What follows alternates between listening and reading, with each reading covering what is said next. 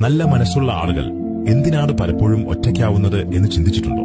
അവർക്ക് മറ്റുള്ളവരോട് ഒരുപാട് സ്നേഹവും കരുതലുമുണ്ടാകും. എല്ലാം അവർക്ക് പെട്ടെന്ന് മനസ്സിലാകും.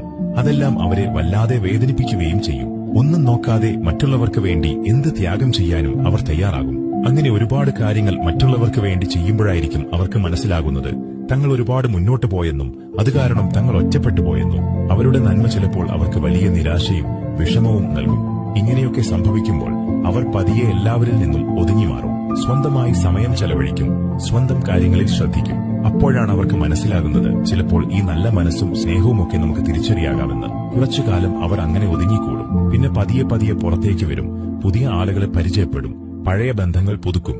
പക്ഷേ ഇത്തവണ ഒരു മാറ്റമുണ്ട്. ആരെ തങ്ങളുടെ ജീവിതത്തിലേക്ക് കടത്തിവിടണം എന്ന് തീരുമാനിക്കുന്നത് അവരായിരിക്കും. അവർ അപ്പോഴേക്കും ഒരുപാട് കാര്യങ്ങൾ പഠിച്ച് കൂടുതൽ കരുത്തുള്ളവരും ബുദ്ധിശാലികളും ദൃഢനിശ്ചയമുള്ളവരുമായി മാറിയിട്ടുണ്ടാകും. ഈ മാറ്റം